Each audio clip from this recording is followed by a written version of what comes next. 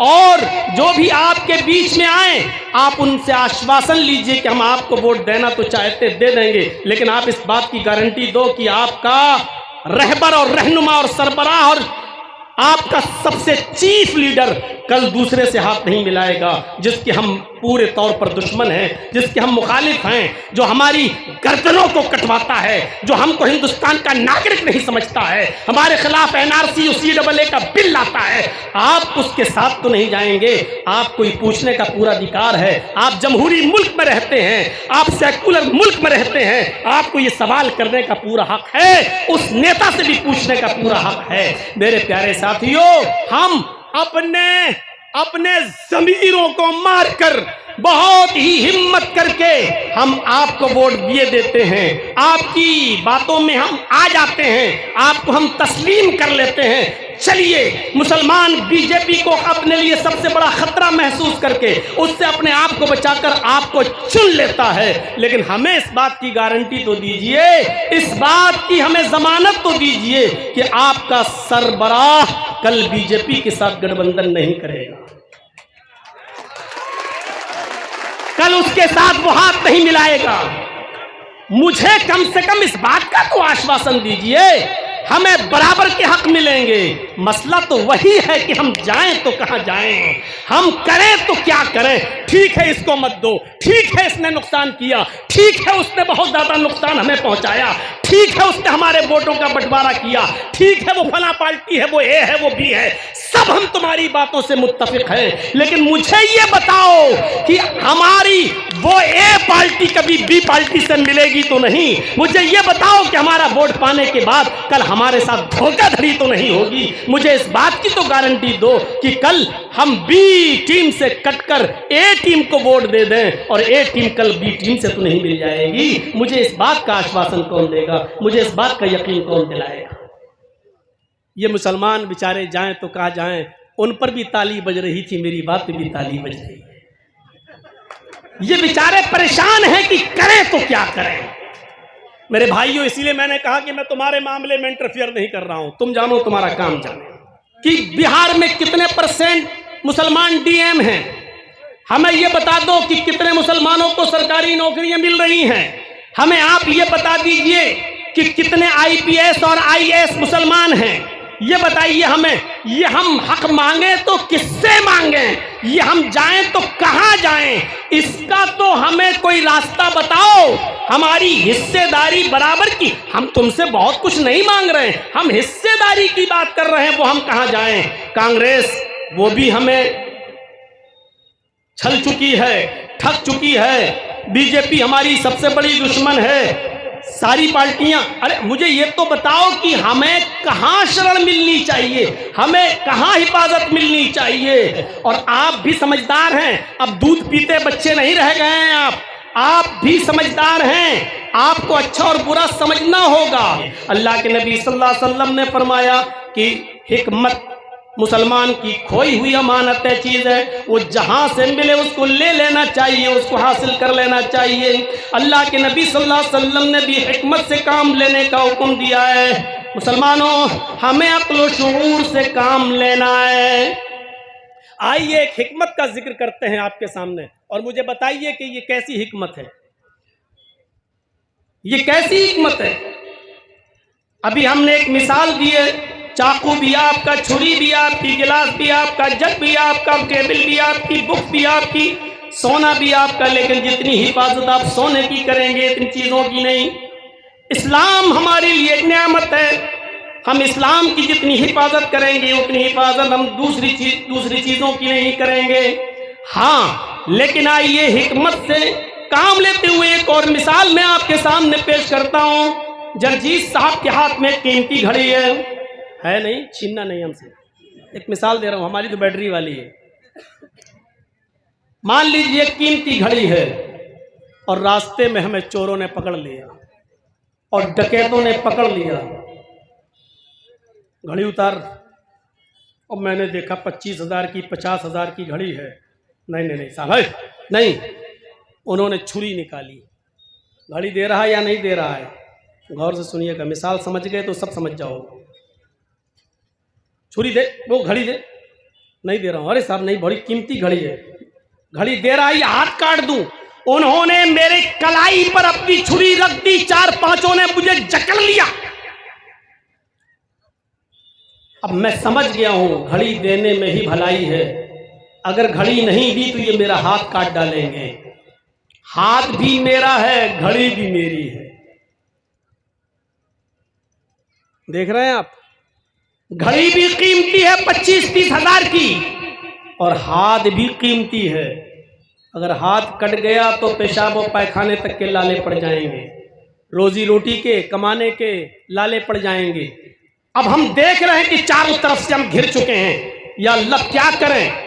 घड़ी भी कीमती, हाथ भी कीमती, लेकिन यहां कुर्बानी देने की जरूरत पेश आ रही है। कुर्बानी देने की जरूरत पेश आ रही है। अब हम किसकी दें, घड़ी की दें या हाथ की दें? अक्लमंदी और दानिशमंदी क्या है, हिकमत क्या कहती है? अक्लमंदी और दानिशमंदी से आपको काम लेना है, यहां जज्बात से काम नहीं लेना है। मुसलमान चुनाव के मौके पर बड़ा जज्बाती हो जाता है, सोडा वाटर की बोतल हो जाता है, हिलाओ खोलो एकदम खोलती है गिर जाती है। पेप्सी देखा है, ये पेप्सी मान लीजिए, ये आपने खरीदी, हाँ हिलाओ खोला ढक्कन जो उसका, एकदम उफरी और निकल गई। अब बचा क्या, खाक। अब क्या पियोगे, आधी से ज्यादा तो निकल चुकी है। यही मुसलमान का हाल है, जज्बात में आया और बाद में पता चला कि यहां दोनों मुसलमान हार गए, तीसरा निकल गया। अब क्या कर लोगे, बोतल तो खाली हो चुकी है, थम्स अप और पेप्सी की बोतल तो खाली हो चुकी है, आपने हिला दिया। अब बाद में अफसोस कर रहे हैं, बहुत बुरा हुआ, काश इसको वोट ना दिया होता तो बहुत अच्छा होता, काश हमारे वोट कटे ना होते तो अच्छा होता। ये सूरत हाल है आज। बाद में अकल आती है, बाद में जैसे चोरी हो जाए, डकैती हो जाए, पुलिस बाद में पहुंचती है, हमें अकल बाद में आती है। हमें क्या करना है, यहां घड़ी को अगर बचाने लगे हम तो घड़ी भी जाएगी और हाथ भी जाएगा। अरे जब वो हाथ ही काट लेगा तो घड़ी भी जाएगी और हाथ भी जाएगा। यहां जज्बात से काम की जरूरत नहीं है, यहां अकल से काम की जरूरत है। और अकल ये कहती है जर्जीस, घड़ी दे दे, हाथ बचा ले। हाथ सलामत रहेंगे, मेहनत करेगा, मजदूरी करेगा तो फिर घड़ी कमा लेगा, फिर घड़ी हासिल कर लेगा, फिर घड़ी खरीद लेगा। जर्जीस साहब ने अपनी अकल से काम लिया और घड़ी दे दी। उन लोगों ने जर्जीस साहब को छोड़ दिया क्योंकि उनको घड़ी चाहिए थी। 2-4 दिन अफसोस जरूर होगा कि घड़ी चली गई, लेकिन इस बात की खुशी होगी कि अल्लाह तेरा शुक्र है कि मेरा हाथ तो सलामत रह गया है। हाथ पैर सलामत, मेहनत करूंगा, मजदूरी करूंगा, मैं दूसरी फिर मेहनत करके घड़ी हासिल कर लूंगा। जंगल में कुछ लोग मिले हैं, वही चोर हैं, वही डाकू हैं। यहां आपसे कह रहे हैं इसी हाथ से तूने थप्पड़ मारा था ना, चलिए हाथ कटवाओ अपना। नहीं साहब, हाथ कैसे काटोगे, हाथ कट जाएगा तो मैं लाचार। उन्होंने छुरी निकाल ली, पिस्टल तुम्हारी कमपट्टी पे रख दी। हाथ इंसानियत से कटवा लो, नहीं तो अभी शूट कर दूंगा, बॉडी यहीं पड़ी होगी, अभी मर जाओगे, यहीं पर तुम्हारी हत्या कर दी जाएगी, मर्डर कर दिया जाएगा। यहां अब 2 चीजें, या तो हाथ कटवाओ या जान से हाथ धो बैठो। यहां उन लोगों ने 2 चीजों में से एक चीज मांगी है। हाथ दे रहे हो, नहीं हाथ कटा लो, अगर हाथ नहीं कटाया तो तुम्हारी जान चली जाएगी, अभी शूट कर दूंगा। यहां हाथ बचाने के चक्कर में हम अगर जज्बात में आ गए तो वो गुस्से में शूट कर देंगे, और जब शूट कर देंगे तो हमारा पता नहीं चलेगा। अब यहां अक्लमंदी क्या कहती है, यहां दानिशमंदी क्या कहती है, या हिकमत क्या कहती है? यहां हिकमत कहती है कि हाथ कटा कर अपनी जान बचा लो। हाथ कट जाएगा, जान सलामत रहेगी, कम से कम अपने बीवी बच्चों का मुंह तो देखते रहोगे। कम से कम अपने बीवी बच्चों के पास तो रहोगे, कम से कम तुम्हारी बीवी अपने हाथ से तुम्हें खाना तो खिला देगी, कम से कम तुम अपने बच्चों को प्यार तो दे सकोगे। यहाँ अक्लमंदी ये कहती है हाथ भी प्यारा जान भी प्यारी, लेकिन कुर्बानी देने की जरूरत पेश आ रही है, तो तुम हाथ दे दो और जान बचा लो। हाथ देकर जान बचाने की कुर्बानी, हाथ दे दो जान बचा लो, ये कुर्बानी दे दोगे तो यही हिकमत है, यही दानिशमंदी है। मेरे भाइयों, आपको भी इंतखाब के मौके पर और इलेक्शन के मौके पर यही हिकमत देखना है, यही दानिशमंदी देखना है। जर्जी साहब, हल तो आप भी नहीं बता रहे हो, हल मेरे पास भी नहीं है, इसलिए कि कोई हमारा है ही नहीं। हम भरोसा करें तो किस पे करें, हमारा कोई है ही नहीं। बस आपको ये देखना है नुकसान किस में कम है और ज्यादा नुकसान किस में है। ये याद रखिए, आपका अपना कोई नहीं है, चाहे कितने लोग दावे करें, चाहे वो दीनी स्टेज पर ही दावे क्यों ना हो रहे हों, चाहे वो इस्लामिक स्टेज पर ही दावे क्यों ना हो रहे हों, चाहे वो हमारे दावे करने वाले मुसलमान ही क्यों ना हो, लेकिन ये याद रखिएगा कि आपका अपना कोई नहीं है। ये फैक्ट है, ये सच्चाई है, आपका अपना कोई नहीं है। बस आपको ये देखना है कि इसमें कम नुकसानदेह कौन है, सबसे कम नुकसान किससे है। जो सबसे कम नुकसानदेह हो उसी से हाथ मिलाना पड़ेगा, क्योंकि बड़े नुकसान से अपने आप को हम बचाएं। जैसे जान जाना बड़ा नुकसान है, हाथ जाना छोटा नुकसान है, हाथ कटा दो जान बचा लो। घड़ी जाना छोटा नुकसान है, हाथ का जाना बड़ा नुकसान है, तो घड़ी देकर हाथ बचा लो। ये अक्लमंदी और दानिशमंदी है। मेरे प्यारे साथियों, बिल्कुल इस वक्त यही कंडीशन है आपकी। मुसलमानों, आए सीमांचल के रहने वालों, आए किशनगंज के इलाके के रहने वालों, आपके सामने मुख्तलिफ पार्टियां आएंगी। 2024 आपके सामने करीब है। हकीकत यह है कि आपके सामने बड़े बड़े मन लुभावने वादे किए जाएंगे। मैं आपको सच्चाई की तरफ लेके चलना चाहता हूं कि यह अक्लमंदी और दानिशमंदी का काम आपका होना चाहिए। या आपको सोचना चाहिए कि इस वक्त आप उस कंडीशन में हैं कि आपकी बीवी की डिलीवरी हो रही है, उसको बच्चा पैदा हो रहा है, वो दर्द ज़े में मुब्तला है, लेकिन डॉक्टर ने ये कह दिया है कि हम आपके बच्चे में या आपकी बीवी में से किसी एक को बचा सकते हैं। आप जल्दी से फैसला कीजिए कि बीवी को बचाया जाए या बच्चे को बचाया जाए। बच्चे का जाना भी नुकसानदेह, बीवी को बचाना भी जरूरी। हम चाहते हैं कि बच्चा भी बच जाए लेकिन और बीवी भी बच जाए, लेकिन डॉक्टर ने कहा टाइम कम है, 10 मिनट के अंदर फैसला करो कि बच्चे को बचाया जाए या फिर माँ को, उसकी माँ को बचाया जाए। यहाँ हम इसी कंडीशन के अंदर हैं। एक तरफ ज्यादा नुकसानदेह लोग हैं, एक तरफ कम नुकसानदेह लोग हैं। मेरे भाइयों, ऐसे मौके पर हमें फैसला करना है कि बच्चा जा रहा है तो जाने दिया जाए। बच्चे की माँ को बचाना जरूरी है। अगर बच्चे की माँ बच गई तो बच्चे और भी बाद में आ जाएंगे। जब माँ रहेगी तो बच्चे और भी पैदा हो जाएंगे, लेकिन अगर माँ ही नहीं रही तो बच्चे फिर कैसे होंगे।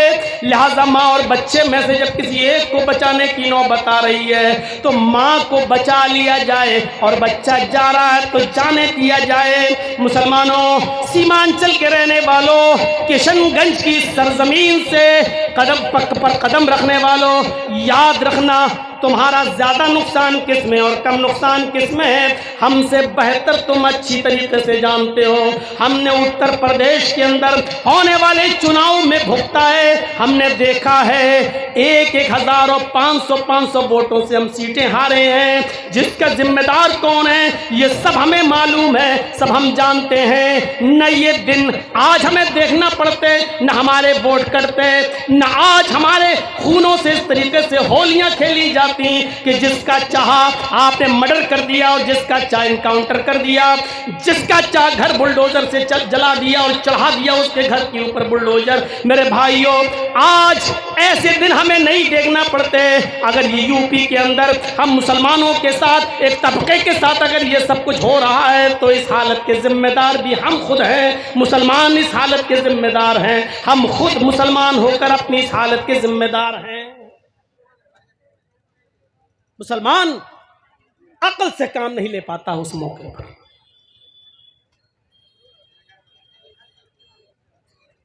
आप देख रहे हैं ना,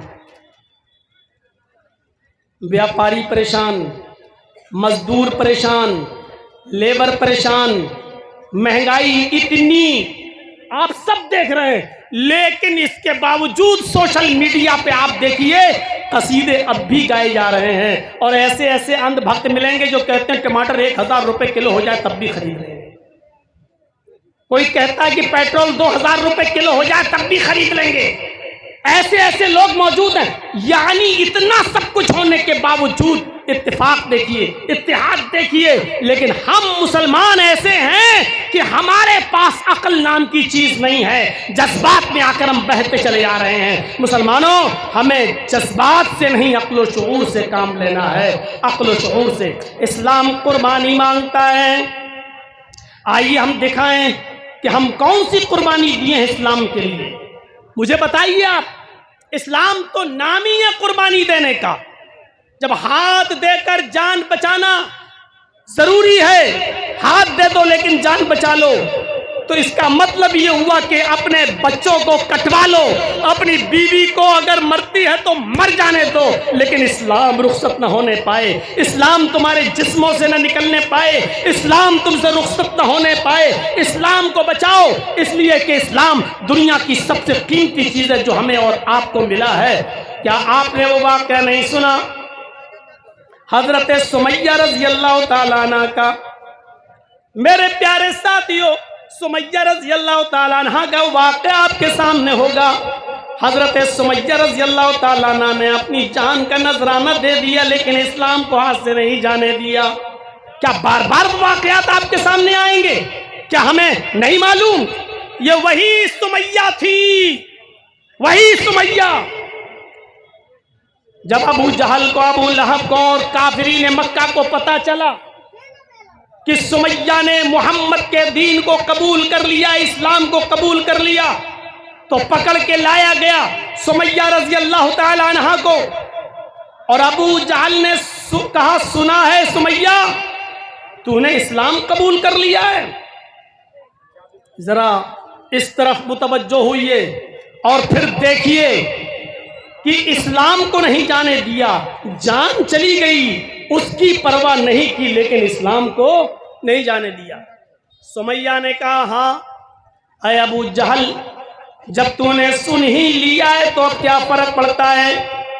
हाँ मैंने मोहम्मद के दीन को कबूल कर लिया है, हाँ मैंने मोहम्मद के दीन को मान लिया है, हाँ मैंने इस्लाम को कबूल कर लिया है।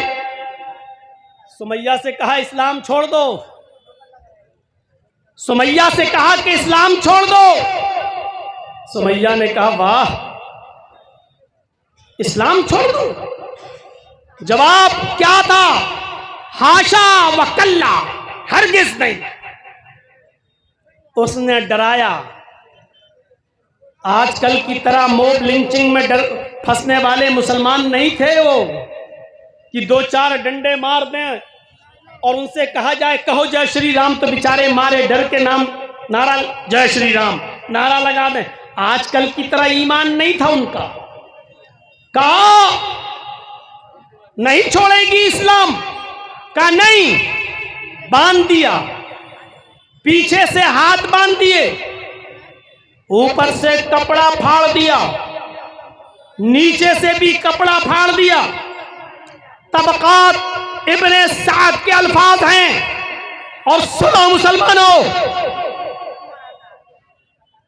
सियासी और राजनीति बातें आपने बहुत सुन ली हैं, सुनिए।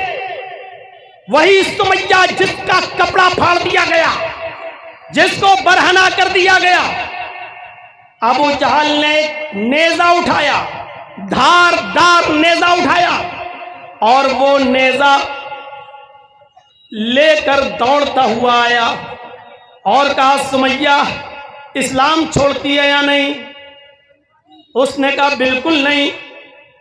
उसने वो नेजा बहुत तेज स्पीड में दौड़ते हुए, लाते हुए, दौड़ते हुए, भागते हुए उस नेजे को लेकर आता है और उसने पूरा का पूरा नेजा हजरत सुमैया की इंदामी निहानी में वो पूरा का पूरा नेजा हजरत सुमैया की शर्मगाह में दाखिल कर देता है। सुमैया रजी अल्लाह ताला अन्हा की अंदामे निहानी में वो नेजा दाखिल हो गया।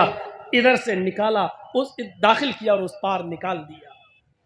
सुनना बहुत आसान है, बहुत आसान है सुनना। सुमैया की शर्मगाह में नेजा दाखिल हुआ और उस तरफ से निकाल दिया गया। पीछे से हाथ बंधे हैं। सुमैया की नजरें आसमान पे गईं यूं। उसने जानते हो क्या कहा? तबकात के अल्फाज हैं। उसकी जबान से जुमला निकला तो ये निकला, सब्बित कदमैया अला दीनिक या अरहमर राहिमीन।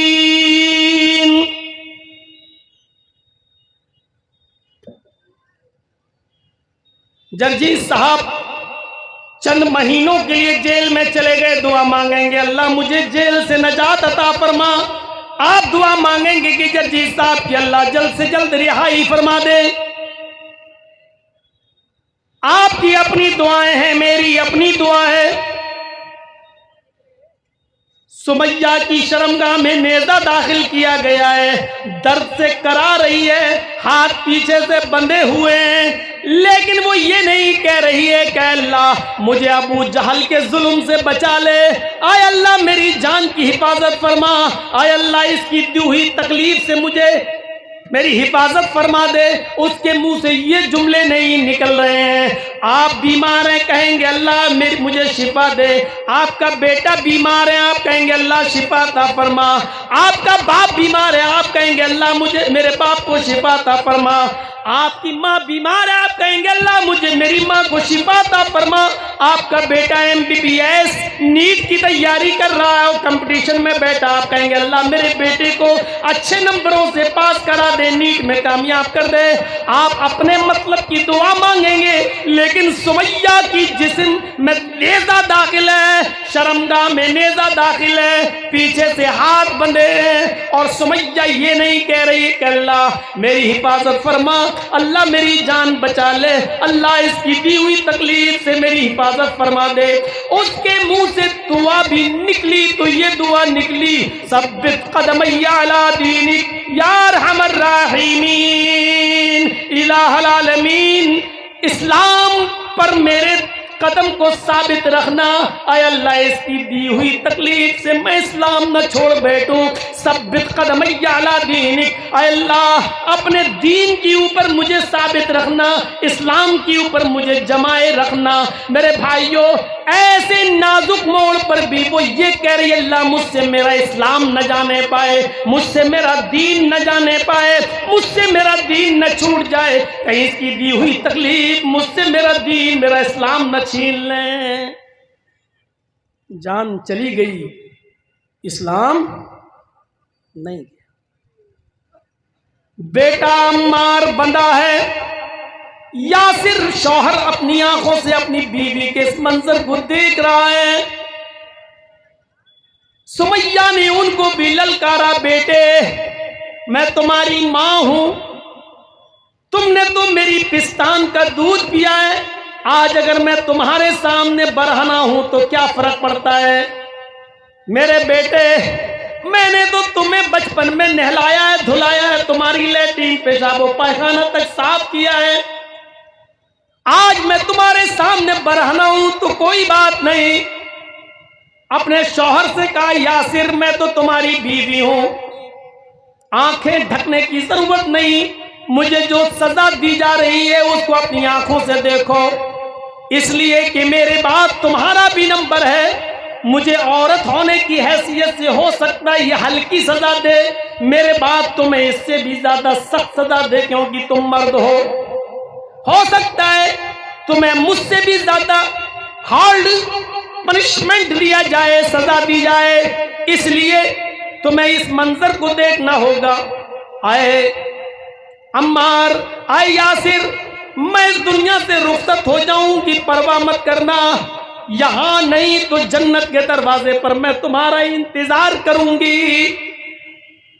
अबू जहल को गुस्सा आया, उसने 2 ऊंट मंगाए, एक ऊंट इस पैर से बांधा, दूसरा ऊंट इस पैर से बांधा, दूसरा पैर इस ऊंट से बांधा और दोनों पैर सुमैया के दोनों ऊंट से बांध दिए। तबकात इब्न साद के अल्फाज हैं, उसने कोड़ा जमीन पर पड़ा हुआ था कि सुमैया जमीन पर पड़ा हुआ ये कोड़ा उठाऊंगा, इन ऊंटों को मारूंगा, एक ऊंट पूरब की तरफ भागेगा, एक ऊंट पश्चिम की तरफ भागेगा, सुमैया तेरे जिस्म के 2 टुकड़े हो जाएंगे। अब बता मोहम्मद के दीन को, इस्लाम को छोड़ती है या नहीं छोड़ती है? सुमैया की जबान से जो जुमला निकलता है वो जुमला ये, जब अबू जहल ने ये पूछा तो सुमैया ने ऊपर नजरें डाली है? आसमान की तरफ। अबू जहल ने कहा क्या देख रही है आसमान की तरफ, ऊपर तुझे क्या नजर आ रहा है? क्या मोहम्मद का रब दिखाई दे रहा है? सुमैया ने ऊपर से नीचे नजर डाली और मुस्कुराते हुए अबू जहल के चेहरे पर नजर डालती और कहती है, आए अबू जहल, आए अबू जहल, अगर मेरे हाथ खुले होते तो ये कोड़ा उठाकर मैं तुझे अपने हाथ से दे देती। और कीजिए, गौर कीजिए, अगर ये हाथ खुले होते मेरे तो ये कोड़ा उठाकर मैं तुझे अपने हाथ से खुद दे देती और कहती कि इन ऊंटों को भगा। सुमैया तुझे मौत से डर नहीं लगता?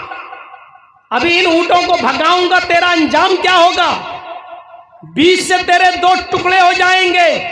और सुमैया कहती है, अबू जहल, अभी मैंने आसमान पर नजर डाली, अल्लाह की कसम मुझे रब की जन्नत दिखाई दी, जन्नत की नेमतें दिखाई दी। मैंने अल्लाह की जन्नत को अभी अभी देखा है जो तूने नहीं देखा। अरे अबू जहल, जन्नत देखकर भी कोई फिर सकता है, कोई घूम सकता है? अरे अबू जहल, जन्नत की खुशबू मेरी नाक तक आ रही है। अबू जहल ने कहा कि कोड़ा उठा लूं? सुमैया ने कहा जी। उसने कोड़ा उठा लिया। उसने कहा सुमैया अब भी वक्त है, कोड़ा मैंने अपने हाथ में ले लिया, इन ऊंटों को बस मारने की देर है, ऊंट अपने आप भागेंगे, तू अपने अंजाम को सोच ले। और सुमैया फिर से मुस्कुरा कर कहती, अबू जहल, मुझे जन्नत में जाने में उतनी ही देर लग रही है जितनी देर तुझे इन ऊंटों को कोड़ा मारने में लग रही है। अबू जहल ने वो कोड़ा उन ऊंटों को मारा और दोनों ऊंट दोनों सिमत भागते, एक पूरब की तरफ, एक पश्चिम की तरफ, एक ईस्ट की तरफ, एक वेस्ट की तरफ, और सुमैया के जिस्म के 2 टुकड़े हो जाते हैं। सुमैया बीच से चीर दी जाती है, सुमैया के दोनों टांगे चीर दी जाती हैं, चेहरा बच जाता है। यहां पर आने के बाद यहीं तक उसका जिस्म रह जाता है, चेहरा बच जाता है। अबू जहल करीब आता है, क्या देखता है कि सुमैया की रूह कब से उन सूर्य से बर्बाद कर गई, सुमैया इंतकाल कर गई, लेकिन सुमैया के चेहरे पर मुस्कुराहट बाकी है। तबकात के अल्फाज हैं, सुमैया ने पत्थर, अबू जहल ने पत्थर उठाया और वो पत्थर अपने सर पर मारने लगा। लोगों ने कहा है मेरी कौम के सरदार, ये तुम्हें क्या हो गया है, ये तुम क्या कर रहे हो, ये पत्थर तुम अपने माथे पर अपनी पेशानी पर क्यों मार रहे हो। उसने कहा मैंने सब कुछ छीना लेकिन लास्ट में सुमैया जीत गई, मैं हार गया। मरते वक्त मैं सुमैया के चेहरे की मुस्कुराहट नहीं छीन सका, मरने के बाद भी मुस्कुरा रही है, मरने के बाद भी चेहरे पे मुस्कुराहट बाकी है। मेरे भाइयों, ये नेमत है इस्लाम की, लोगों ने इसके लिए अपनी जानें दी हैं लेकिन इस्लाम को नहीं जाने दिया। लोगों ने इसके लिए अपनी जानें दे दी लेकिन इसको नहीं जाने दिया। हम अपने मुआशरे में गौर करें, शराब पीने वाली नस्ल नौजवानों की गौर करें, ताड़ी पीने वाले गौर करें, कैरम बोर्ड खेलने वाले गौर करें, इंडिया पाकिस्तान, इंडिया ऑस्ट्रेलिया के मैच में एक एक बॉलर पर एक एक बॉल पर सट्टा लगाने वाले गौर करें। अपनी जानों का नजराना दे दिया लेकिन इस्लाम हाथ से नहीं जाने दिया। और सुहैब रूमी का नाम सुना है?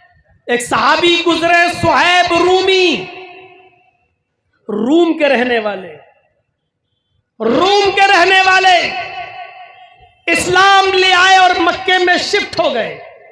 और कहां शिफ्ट हुए? मक्के में। बड़े पैसे वाले थे, बिजनेस शुरू किया, तिजारत शुरू की और चंद ही दिनों में मक्के के अमीर आदमियों में शुमार होने लगा। बेतहाशा दौलत, समझ लो हिंदुस्तान में जिस तरह आज अडानी और अंबानी का नाम है, अरब के अंदर, मक्के के अंदर वही पोजीशन सुहैब रूमी की थी। बिजनेस में मास्टर माइंड, दिमाग तेज, मेहनत की, बिजनेस में दिमाग दौड़ाया, अच्छा खासा पैसा कमाया, तिजारत की। इस्लाम ला चुके थे सुहैब रूमी, मक्के के अंदर तिजारत करके बड़े आदमी बन गए।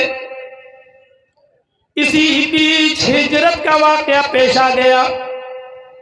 अल्लाह के नबी सल्लल्लाहु अलैहि वसल्लम अबू बकर सिद्दीक के साथ हिजरत कर चुके हैं और मुसलमानों को भी मक्का छोड़ने का हुक्म दे दिया है। एक एक करके तुम सब मदीने की तरफ चले आओ। मक्के के जो मुसलमान इस्लाम ला चुके थे उनको मक्के से मदीना आने का मदीने आने का ऑर्डर दिया जा चुका था। सुहैब रूमी को भी अब मक्का छोड़कर मदीना जाना पड़ा। मेरे भाइयों, आओ मैं तुम्हें जिस तरफ ले जाना चाहता हूं वो मंजर मैं तुम्हें दिखलाता हूं। सुहैब रूमी अपनी दौलत, अपना कमाया हुआ माल लेकर बोरिए बिस्तर में बांधकर, थैली में लपेटकर जब मक्के से मदीना की तरफ जाने लगे, ये सोचकर कि इस दौलत को हम मदीने में जाकर जनाबे मोहम्मद रसूलुल्लाह पर खर्च करेंगे, इस दौलत को हम जनाबे मोहम्मद रसूलुल्लाह पर लुटाएंगे, इस दौलत को जाकर हम इस्लाम पे खर्च करेंगे, वहां के सहाबा पे हम खर्च करेंगे। जैसे ही मदीने जाने के लिए तैयार हुए, घोड़ा तैयार किया, सवारी तैयार की, मक्के के लोगों ने, मक्के के काफिरों ने, मक्के के कुरैशियों ने घेर लिया। अरे सुहैब, कहां जा रहे हो? कहा मदीने जा रहा हूं। जाओ, मुबारक हो मदीने जाना, तुमने फैसला कर लिया है तो हम कौन होते हैं रोकने वाले? जाओ मदीना। लेकिन ये बताओ थैली में क्या है, पोडरी में क्या है? जवाब दिया, इस पोडरी के अंदर मेरी मेहनत की कमाई है। कहा तुम तो जब रूम से आए थे तो क्या लेकर आए थे? कहा कुछ नहीं, मां बाप ने इस्लाम लाने के जुर्म में सब छीन लिया था, मैं खाली हाथ आया था मक्के में। कहा कि ये सारी दौलत तुमने मक्के में कमाई है ना? कि हाँ। यहां से बिजनेस करके कमाई है ना? हाँ। हमारे भाइयों के साथ मिलके कमाया है ना? हाँ। तो फिर इस दौलत को इस माल को हम तुम्हें मदीने में नहीं ले जाने देंगे, क्योंकि ये मक्के से कमाई हुई कमाई है, ये मक्के की बिजनेस की बरकत है जो तुम अपने साथ लेके जा रहे हो। मेहनत मक्के में करो, कमाओ मक्के में, और अपनी मेहनत की कमाई लेकर जाओगे मक्के से मदीना, ये नहीं हो सकता है। अगर मदीने जाना है तो अपनी जिंदगी भर की कमाई, अपनी पूरी मेहनत की कमाई को छोड़ दो, मक्के हमारे हवाले करो। अब बोलो, कमाई छोड़ोगे या मदीने जाओगे? सोचा था लुच्चर पुच्चर ईमान होगा, इतनी मेहनत की कमाई और गाड़ी कमाई वो नहीं छोड़ेगा, इसलिए वो खुद भी नहीं जाएगा और दूसरों को भी नहीं जाने देगा। कहा बोलो, कमाई छोड़ते हो या मोहम्मद का दीन? कहते हैं नादानो। क्या जवाब था? कहते हैं नादानो, शर्म करो, नादानो शर्म करो, हया नहीं आती तुम्हें? मेरे ईमान का सौदा करते हो, मेरे इस्लाम का सौदा करते हो। अरे अगर मैंने इस दौलत से भी 1000 गुना ज्यादा दौलत कमाई होती और तुमने ये कहा होता कि इस्लाम को छोड़ोगे या ये दौलत, तो मैं उस दौलत पर लात मार देता। ये तुम्हारी मक्के से मेरी कमाई हुई दौलत तुम्हारे नाम कुर्बान निछावर करता हूं तुम पर, लेकिन मैं मोहम्मद के दीन को नहीं छोड़ सकता, मोहम्मद के मजहब को नहीं छोड़ सकता, मोहम्मद के रास्ते को नहीं छोड़ सकता। हजरत सुहैब रूमी ने सारी दौलत छोड़ दी और फिर मक्के से मदीना हिजरत करके चले गए। अल्लाह के नबी ने पूछा, अय सुहैब क्या लेकर आए हो? फरमाया, अय अल्लाह के नबी, सारी जिंदगी की कमाई हुई दौलत मक्के वालों ने छीन ली, मक्के में कमाई हुई दौलत तो निछावर करके कुर्बान करके और इस्लाम बचा कर वापस आ गया हूं। अल्लाह के नबी ने जो जवाब दिया वो जवाब ये था, आए सुहैब, अगर दौलत छोड़ दी और इस्लाम बचा लिया तो ये सौदा महंगा नहीं है, बहुत सस्ते में तुम निपट गए हो। ये सौदा महंगा नहीं है, बहुत सस्ते में तुम निपट गए हो। मेरे प्यारे साथियों, इस्लाम कुर्बानियां मांगता है। तुम शराब नहीं छोड़ सकते हो, मुसलमान कहलाते हो, जुआ नहीं छोड़ सकते और मुसलमान कहलाते हो, तुम्हारी बेटियां और माएं बहनें बेपर्दगी नहीं छोड़ सकती और इस मुसलमान कहलाते हो। शर्म नहीं आती हमें और आपको? हम अपने आप को ऐसा मुसलमान कहलवा रहे हैं और पूछो कुर्बानी क्या दी है? कुर्बानी हमने कुछ नहीं दी है। हम अपने घर में अपनी माँ बहन बेटियों से इस्लाम नाफिज नहीं करवा पाए हैं। हम अपने गांव में इस्लाम क्या नाफिज करेंगे? हम अपने समाज में क्या इस्लाम नाफिज करेंगे? हम अपने समाज में क्या इस्लाम नाफिज करेंगे? मेरे प्यारे साथियों, हमें और आपको गौर करना चाहिए कि इस्लाम कुर्बानियां मांगता है, कुर्बानियां। अब दुनिया में अमन ऐसे कायम नहीं होता है। इस्लाम ने जो उसूल बताए उन उसूलों पर चलो। क्या ये अमन हमें बताएंगे दुनिया में? अमन, अमन जानते हो? एक शख्स आता है, अदी इब्न हातिम, बुखारी शरीफ की जो हदीस अब मैं सुनाने जा रहा हूं उसको सुन लीजिएगा, बड़ी प्यारी रिवायत है। अदी इब्न हातिम इस वाक़े के रावी हैं। वो कहते हैं, अल्लाह के नबी सल्लल्लाहु अलैहि वसल्लम अपने चंद सहाबा के साथ बैठे हुए थे। देखिए अमन कैसे कायम होता है। एक सहाबी आए और अल्लाह के रसूल के कान में कुछ कहा। उन्होंने कहा, अल्लाह के नबी सल्लल्लाहु अलैहि वसल्लम, खूरेजी हो रही है, कत्लो क़िताल हो रहा है, चारों तरफ बदअमनी बदअमनी फैली हुई है, हमारी जानें जा रही हैं। आपने उनकी बात को सुना और उनसे कहा बैठ जाओ। इतने में दूसरे एक सहाबी उठे और उन्होंने भी नबी अकरम के कान में कुछ कहा। उन्होंने जो बात कही उसको इमाम बुखारी नकल करते हैं। दूसरे सहाबी ने कहा, अल्लाह के रसूल, राहज़नी बहुत हो रही है, चोरी बहुत हो रही है, डकैती बहुत हो रही है, जो काफिला रास्तों से आता है उनको लूट लिया जाता है, रहज़नी हो रही है, कत्लो क़िताल है, उनको कत्ल करके माल लूट लिया जाता है। गौर कीजिए कौन सा जमाना था वो और शिकायत कब हो रही है। ये वाक़या जो मैं सुनाने जा रहा हूं हुक्मरानों के लिए आइडियल है, मॉडल है वो। सुने अल्लाह के नबी ने क्या जवाब दिया। रास्ते में जो आ रहा है कत्ल हो रहा है, जिसके पास माले तिजारत या सामान है तो चाकू और तलवार दिखाकर लूट लिया जा रहा है। ये दो शिकायतें अल्लाह के नबी से की जा रही हैं और अल्लाह के नबी सल्लल्लाहु अलैहि वसल्लम क्या फरमाते हैं, लोगों सुनो, आए आदि सुनना, मेरे बाद अगर तुम जिंदा रहोगे, बुखारी शरीफ की हदीस, मेरे बाद तुम जिंदा रहोगे तो तुम देखोगे, क्या कहा आपने, हीरा का नाम सुना है। हजरत आदि कहते अल्लाह के नबी ने कहा हीरा शहर देखा, हीरा शहर गए हो कभी? कहा अल्लाह के नबी गया तो कभी नहीं हूं, लेकिन नाम सुना है हीरा शहर।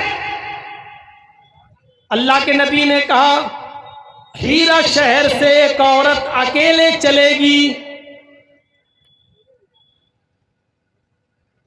जुल्म करने वाले हुक्मरान और लीडर सुने, इंसानों के खून को गाजर और मूली की तरह उनके जिस्मों को काटने वाले लीडर और हुक्मरान सुने, और अदल और इंसाफ और अमन व अमान कैसे कायम होता है सीखें जनाब मोहम्मद रसूलुल्लाह सल्लल्लाहु अलैहि वसल्लम से। एक औरत हीरा शहर से अकेली चलेगी और मक्के तक आएगी, उसके साथ कोई नहीं होगा, वो अकेले आएगी, वो मक्का शहर में आएगी, खाने काबा का तवाफ करेगी, सफा मरवा की सई करेगी, खाने काबा का तवाफ करेगी, सफा मरवा की सई करेगी और सीधे अपनी सवारी पर बैठकर हीरा शहर वापस चली जाएगी। उसको कोई हाथ लगाने वाला नहीं होगा, उसको कोई छूने वाला नहीं होगा, उसको कोई टच करने वाला नहीं होगा, उसकी इज्जत व आबरू पर कोई हमला करने वाला नहीं होगा। ये अल्लाह के नबी कब कह रहे हैं? जब लोगों की गर्दनें काटी जा रही हैं, औरतों की इज्जत व आबरू की हिफाजत नहीं है। कहा कि एक औरत को तुम देखोगे हीरा शहर से अकेले चलेगी, मक्के में आएगी, तवाफ करेगी, सफा मरवा के चक्कर लगाएगी और अपनी सवारी पर बैठकर हीरा चली जाएगी, कोई भी शख्स उसको टच करने वाला नहीं होगा। हजरत आदि इब्ने हातिम कहते हैं जब अल्लाह के नबी ने मुझसे ये कहा कि तुम ये जमाना मेरे बाद अगर जिंदा रहोगे तो देखोगे, तो मैंने दिल में सोचा फ़ाइना दुआरो तईन। अल्लाह के नबी कैसा मजाक कर रहे हैं, आप कैसी बात कर रहे हैं? कहा नहीं मैंने, लेकिन दिल में सोचा अल्लाह के रसूल ये कैसा मजाक कर रहे हैं। एक औरत या मर्द की तो इज्जत नहीं बचती, मर्द की तो जान नहीं बचती, एक औरत अकेली आएगी और चली जाएगी। ये कबीला बनु तय के ये कातिल, ये लुटेरे, ये राहजन कहाँ चले जाएंगे, ये कहाँ गायब हो जाएंगे? ये रास्ते में किसी को नहीं छोड़ते हैं, जिसको भी देखते हैं लूट लेते हैं और जो इनको माल न दे उसको कत्ल कर देते हैं। ये कहाँ चले जाएंगे? ये लोग कहाँ गायब हो जाएंगे? ऐसा होगा?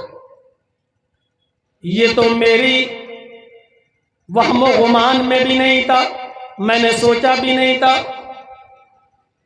फिर आपने दूसरी बात कही है आदि, तुम अपनी आंखों से देखोगे अगर मेरे बाद जिंदा रहे तो किसरा के खजाने फतह होकर मक्के में आएंगे, किसरा के खजाने फतह होकर मक्के में आएंगे। अल्लाह के नबी सल्लल्लाहु अलैहि वसल्लम ने जब ये कहा कि किसरा के खजाने फतह होकर मक्के में आएंगे, तो मैंने नबी का चेहरा देखा। वो किसरा जो बड़ा ताकतवर बादशाह था और जिसके बारे में अकीदा था लोगों का कि इनको कोई फतह नहीं कर सकता, इनको कोई जीत नहीं सकता। मुसलमानों, हमने उन चीज़ों को जीता है, तुम हो कहाँ? तो मामूली सा किशनगंज जीतने के लिए इतना तड़पते हो। तुम चाहो तो पूरा बिहार अपनी मुट्ठी में ले सकते हो। ये हुनर सीखना होगा तुम्हें मोहम्मदुर रसूलुल्लाह से, ये हुनर सीखना होगा तुम्हें शरीयत से, ये कॉन्फिडेंस और यकीन तुम्हें लेना और हासिल करना होगा सहाबा किराम से। जब अल्लाह के नबी ने ये कहा कि किसरा के खजाने फतह होकर वो मक्के में आएंगे, तो आदि इब्न हातिम कहते मैंने नबी का चेहरा देखा और मैंने कहा अल्लाह के रसूल किस किसरा की बात कर रहे हैं आप? कौन से किसरा की? किसरा इब्न हुरमुज, यही किसरा जो बादशाह है, इस बादशाह की बात कर रहे हैं, किसरा इब्न हुरमुज की। आपने फरमाया हाँ मैं इसी किसरा, इसी बादशाह की बात कर रहा हूं, इसी किसरा इब्न हुरमुज, इसी बादशाह के खजाने फतह होकर मक्के में आएंगे, तुम देखोगे, मदीने में आएंगे, तुम देखोगे है?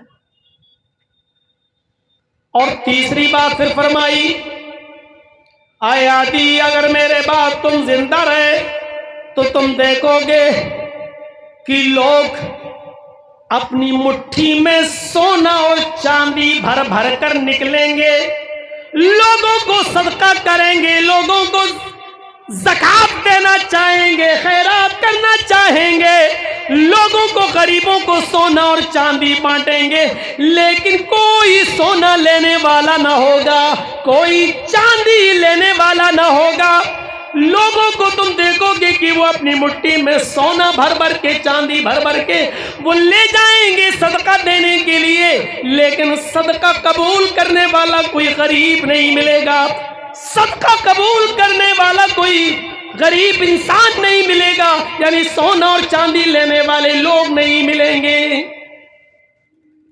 अल्लाह के नबी तो इस दुनिया में नहीं रहे।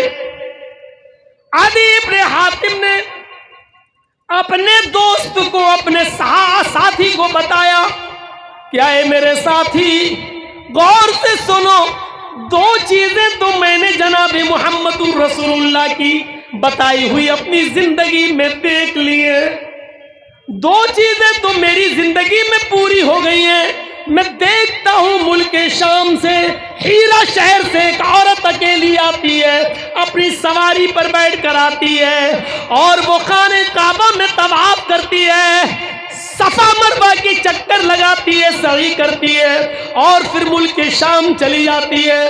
उसको कोई टच करने वाला नहीं है, उसको कोई लूटने वाला नहीं है, उसको कोई इज्जत व आबरू पर हमला करने वाला नहीं है। वो आती है और चली जाती है। मैंने अपनी आंखों से ये दिन भी देखा है और मैंने ये चीज भी देख ली है कि हजरत उमर फारूक के जमाने में किसरा इब्न हुरमुज का खजाना भी लुट गया है, उसको भी शिकस्त दे दी है, हजरत उमर ने उसको भी शिकस्त दे दी है और किसरा का वो खजाना पूरा का पूरा लुट कर फतह होकर वो मदीने चला आया है। मैंने किसरा इब्न हुरमुज का खजाना भी मैंने मदीने आते हुए देख लिया है। नबी की ये दो पेशीन गोइयां तो मेरी जिंदगी में पूरी हो गई हैं, एक पेशीन गोई रह गई है। अगर मेरे बाद तुम जिंदा रहोगे तो तुम देखोगे कि लोग सोने और चांदी को मुट्ठी में भर भर के ले जाएंगे कि इसकी ज़कात दे दें,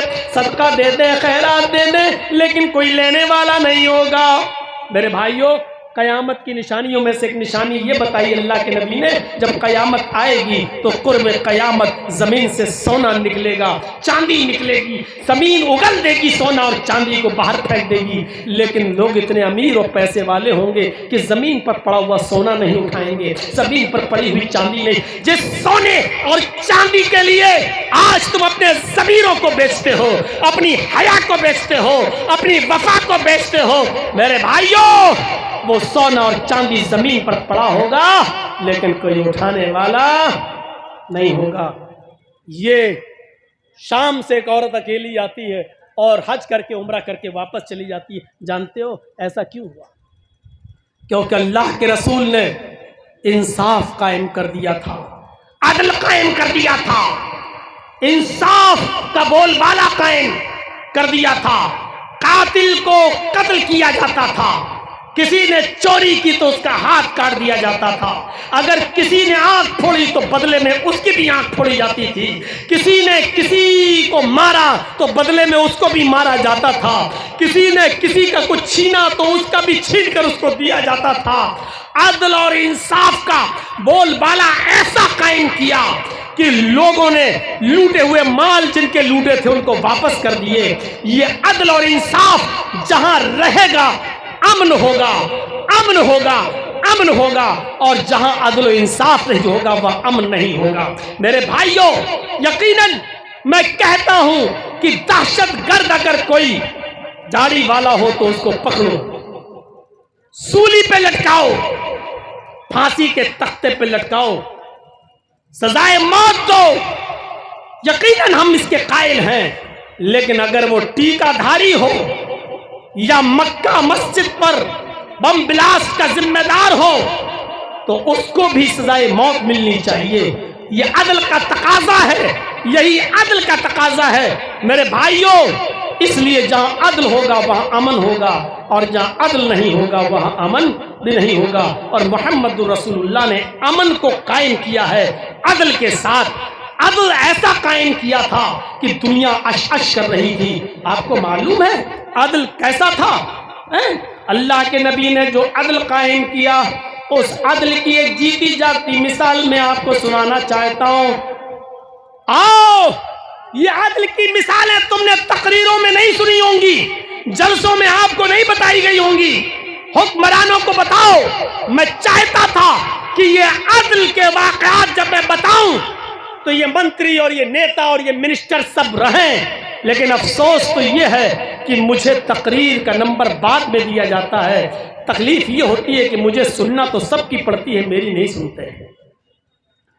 मैं चाहता हूं कि ये सुने और इनको बताया जाए कि हम ऐसे आदिल के खुगर हैं और ऐसे आदिल के कायल हैं। ये आदिल अगर कांग्रेस करेगी तो हम उसके साथ हैं, ये अदल अगर बीजेपी करेगी तो हम उसके भी साथ हैं, ये अदल अगर जेडीयू करेगी तो हम उसके भी साथ हैं, ये अदल अगर आरजेडी करेगी तो हम उसके भी साथ हैं। ये अदल हमें चाहिए और ये इंसाफ हमें चाहिए कि जो भी हो उसको बराबर की सजा मिलनी चाहिए।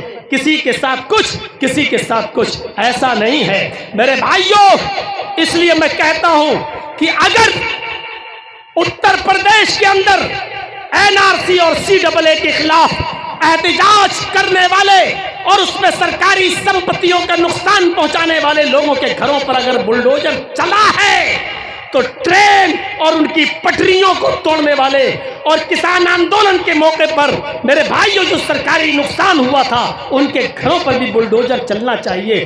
क्यों नहीं चलता है मेरे भाइयों?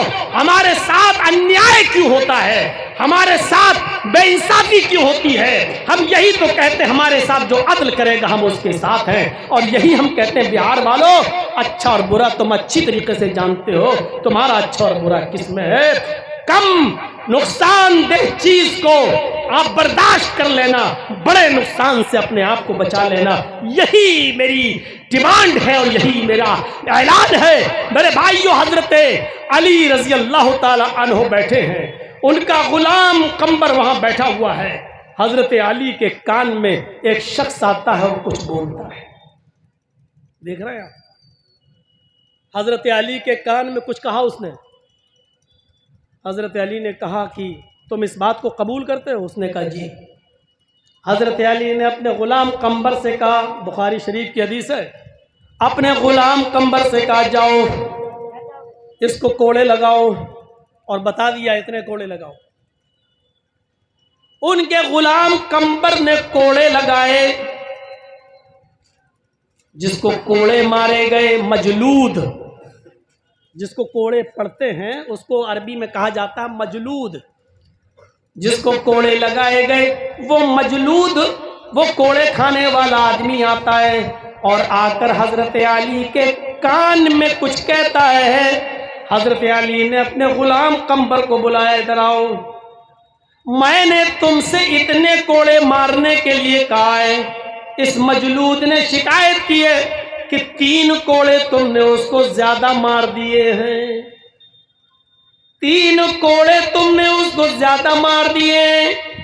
कंबर ने भी अपने जुर्म का एतराफ किया, गिनती भूल गया, भूल चूक हो गई, और मुझे भी इस बात का एहसास हो रहा है कि शायद 3 कोड़े इसको ज्यादा लग गए हैं। हजरत अली ने उस मजलूद से कहा, जिसको 3 कोड़े ज्यादा लग गए थे, अब उससे कहा अपने हाथ में कोड़ा लो और इस कंबर से अपने गुलाम से कहा तुम खड़े हो जाओ, और कहा कि जो 3 कोड़े इसने तुम्हें ज्यादा मारे, तुम भी इसे अपना बदला ले लो, तुम भी इससे अपना इंतकाम ले लो।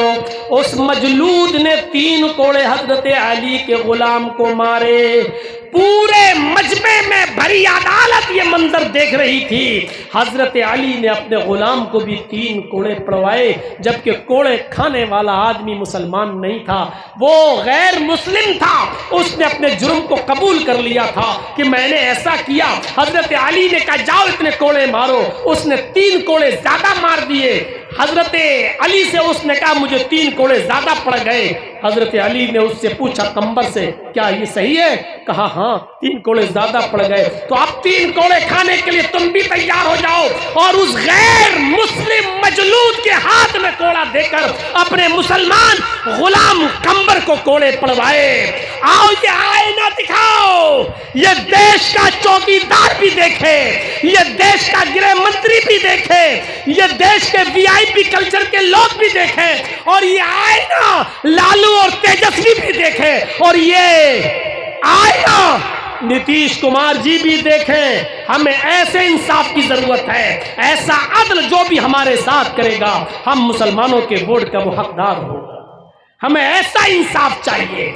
हमें नहीं मालूम कि तुम कौन हो, हम ये चाहते हैं कि हमें सोतेला व्यवहार हमारे साथ न किया जाए, हमारे साथ गुस्ताखी न की जाए, हमें इस भारत का बराबर का नागरिक समझा जाए, हमें बराबर का हिस्सेदार भी समझा जाए, और जो हमारे साथ हक और इंसाफ की बात करेगा हम उसको अपना वोट देंगे। हमारा कोई दुश्मन नहीं है।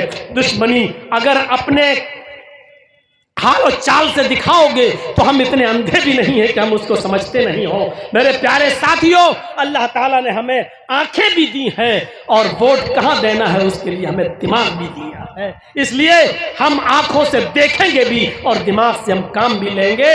इसलिए सुनते चलिए, हजरत अली ने अपने गुलाम कंबर को भी कोड़े लगवाए। कभी कभी आपने देखा होगा भीड़ में पुलिस लाठी चार्ज कर देती है। काजी शुरह की अदालत है, एक मुकदमे की सुनवाई है, उसमें गैर मुस्लिमों की भीड़ लगी हुई है, मुसलमानों की भी भीड़ लगी हुई है। और काजी शुरह जानते हो कौन काजी हैं? काजी शुरह वो है जिन्होंने अपने बेटे तक को सजा दी थी, अपने बेटे के खिलाफ भी सजा सुनाई थी।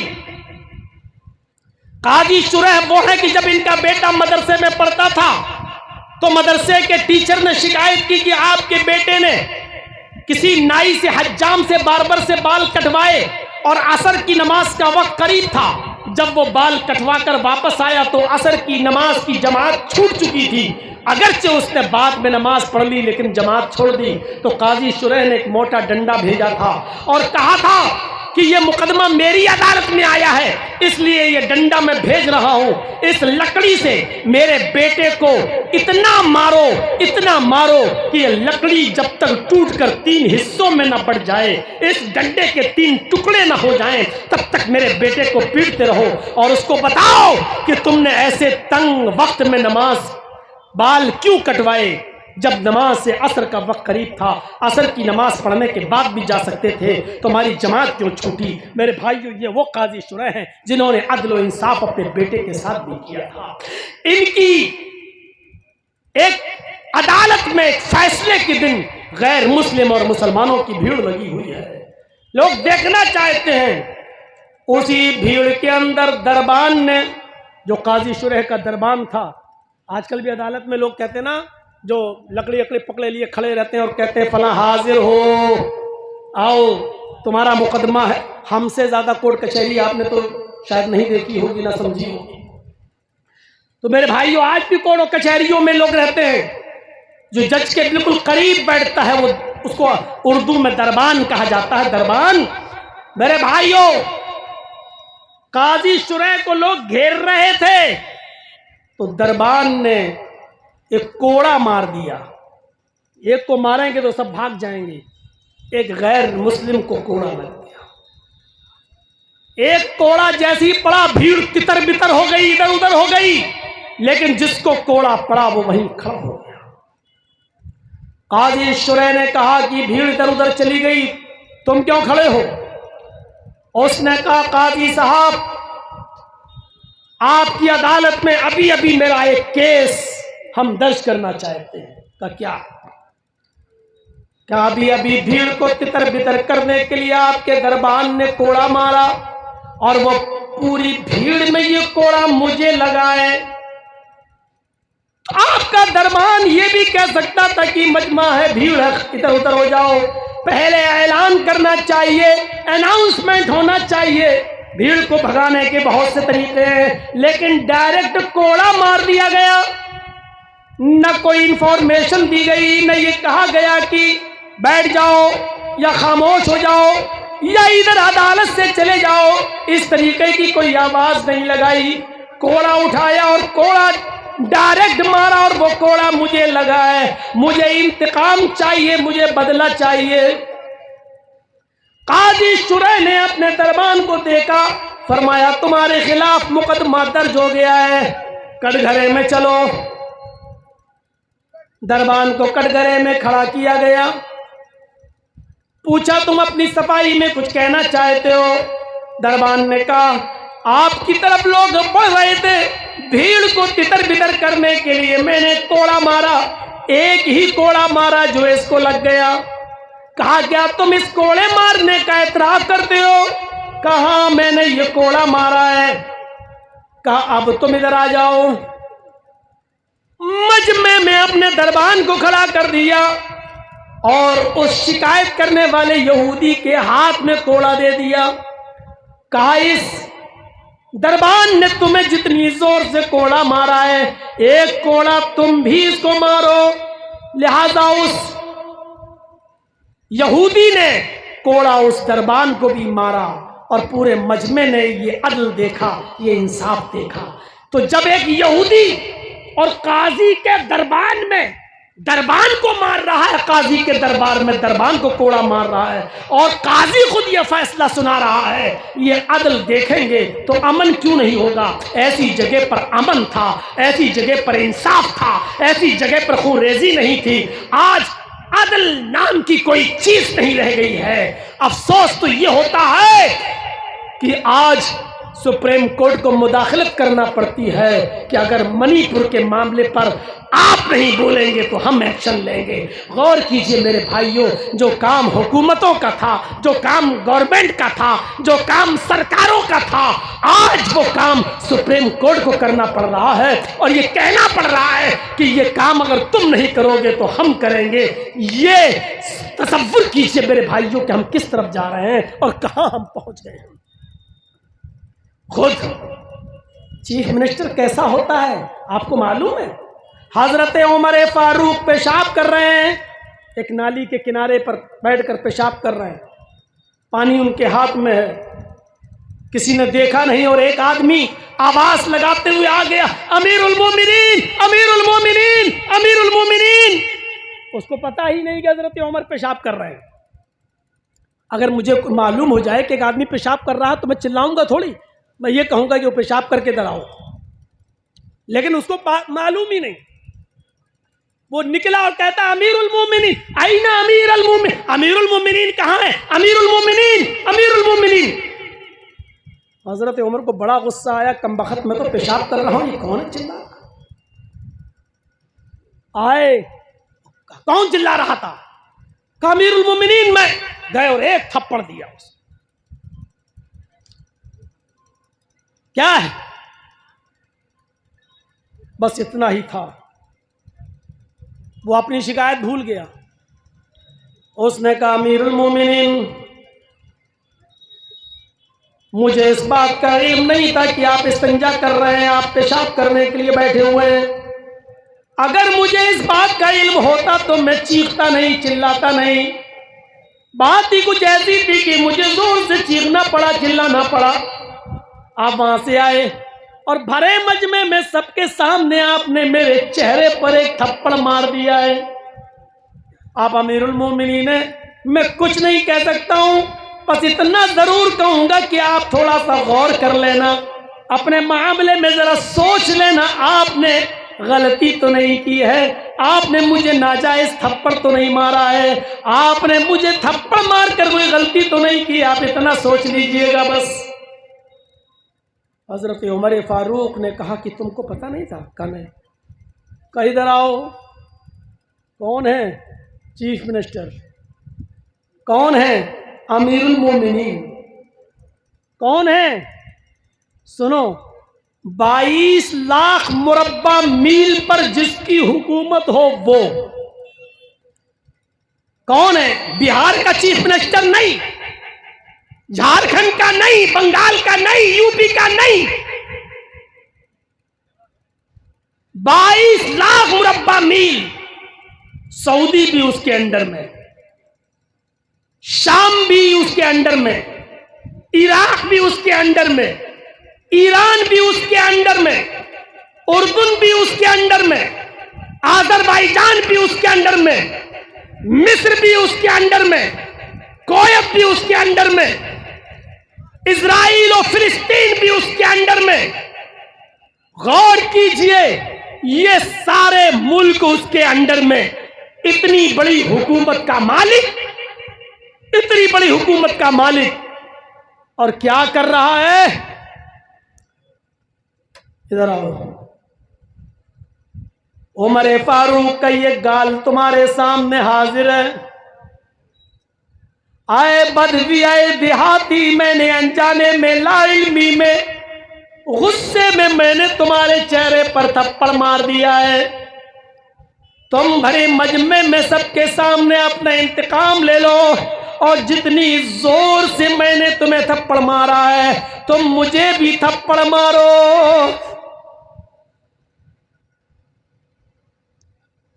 ये अपने आप को पेश कर रहा है, अपने आप को। यहां तो ट्विटर पे कोई लिख दे तो जेल की सलाखों में, यहां कोई झूठ भी कह दे तो जमानत नहीं होती। कहा मैं अपने आप को पेश कर रहा हूं सबके सामने। उसने कहा अमीरुल मोमिनीन सॉरी, मैं आपको थप्पड़ नहीं मारूंगा, बस मैं इतना चाहता हूं कि आप इतना मान लें कि आपसे गलती हुई है। हजरत उमर फारूक ने भरे मजमे में कहा यह मेरी गलती है, मैं समझ नहीं सका, मुझे इस बात का इल्म नहीं था। मैंने सोचा शायद तुमने देख लिया था मुझे पेशाब करते हुए और फिर तुम चिल्ला रहे हो, यानी मेरे पेशाब करने का भी, फारिग होने का भी इंतजार नहीं कर रहे हो, लेकिन तुम कह रहे हो मुझे पता ही नहीं। उसने कहा मुझे बिल्कुल इस बात का इल्म नहीं है। कहा अमीरुल मोमिनीन ने ठीक है, अब तुम मुझे इंतकाम लो, मेरा बदला लो तुम अपना। उसने कहा अमीरुल मोमिनीन आपने मुझसे माफी मांग ली, आपने अपनी गलती का एतराफ कर लिया, मैंने आपको माफ कर दिया। उसने कहा अमीरुल मोमिनीन ने कि देखो मैं कयामत के दिन तुम्हें इसका बदला नहीं दे सकता, जो कुछ भी लेन देन करना हो, अगर इस थप्पड़ के बदले में कुछ माल कुछ चीजें चाहिए तो वो भी बोलो। का अमीरुल मोमिनीन मैं अल्लाह को की कसम खाकर कहता हूं कि मैं कोई बदला नहीं लूंगा, मैं आपको दिल से माफ कर रहा हूं। मैं अमीरुल मोमिनीन है, मैं आपको कैसे थप्पड़ मारूं, मैं दिल से आपको माफ कर रहा हूं। आपने बस ये स्वीकार कर लिया, ये एक्सेप्ट कर लिया कि आपसे गलती हो गई है। हजरत उमर फारूक ने अपने आप को पेश किया, तब अदल कायम था, तब इंसाफ कायम था।